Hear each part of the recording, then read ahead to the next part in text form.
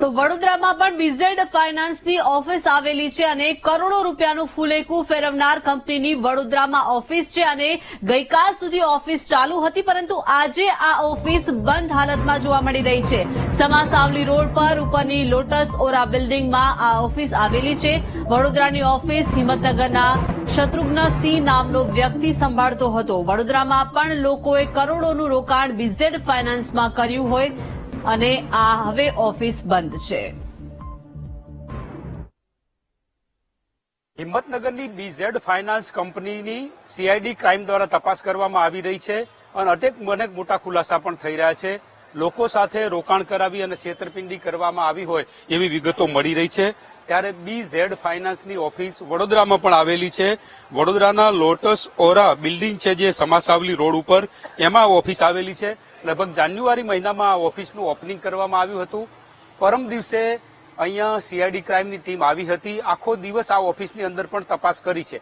અહીંયા જાણવા મળ્યું છે એક જ કર્મચારી કામ કરતો હતો, પરંતુ જે કોણ લોકોએ રોકાણ કર્યું છે, કેટલા લોકોને રોકાણ કરાવ્યું છે, આ તમામ દિશામાં સીઆઈડી ક્રાઇમ દ્વારા તપાસ શરૂ કરવામાં આવી છે। વડોદરા ખાતેની ઓફિસમાં હિંમતનગરના શત્રુઘ્નસિંહ છે એ આ ઓફિસ સંભાળતા હતા એવી પણ વિગત મળી રહી છે। વડોદરાવાસીઓએ પણ કરોડોનું રોકાણ કર્યું હોવાની આશંકા છે।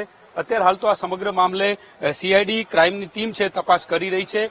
આ ટીમ જયારે તપાસ કરવા આવી, અહીંના આજુબાજુના લોકો છે, અહીંયા જે દુકાન ધરાવે છે એમની સાથે પણ વાત કરું કે શું કહી રહ્યા છે। સાહેબ, શું કહો છો? સામે ઓફિસ ચાલતી હતી સીઝેડ ફાઇનાન્સની, કેટલા લોકો આવતા હતા? અમને તો પ્રથમ દિવસ ખબર પડી, જે વિજિલન્સ વાળા આવ્યા હતા ત્યારે, ક્રાઇમ બ્રાન્ચ વાળા અમદાવાદથી આવ્યા હતા, લેડીઝ ને, તો ત્યારે મારો નાસ્તો ગયા ત્યારે મને ખબર પડી કે અહીંયા ફાઇનાન્સની ઓફિસ છે। અમને તો ખ્યાલ બી નથી। કેટલા લોકો હતા? પોલીસમાંથી અહીંથી કોઈને પકડી ગયા? પૂછપરછ નહીં, ખાલી પૂછપરછ જ કરેલી છે, કોઈ એરેસ બેરસ કર્યા કે એવું કઈ નહોતું। ઓફિસમાં કોણ કોણ હતા? ઓફિસમાં એક જ છોકરો ત્યાં બેસતો કાયમી માટે, બીજું કોઈ રહેવા વાળું બીજું કોઈ આવતું નહીં। આટલું મોટું ફ્રોડ થયું છે, અહીં લોકો આવતા હતા રોકાણકારો? કાંઈ ખ્યાલ નથી સાહેબ। બાજુની દુકાનવાળા છે કહી રહ્યા છે કે પોલીસ આવી હતી પરમ દિવસે અને આ સમગ્ર મામલે તપાસ કરી છે। એક યુવાન ત્યાં ઓફિસમાં બેસતો હતો, એની પણ પૂછપરછ કરવામાં આવી છે। બીઝેડની ઓફિસ અહીંયા વડોદરા ખાતે સમાસાવલી રોડ ઉપર આવેલી છે।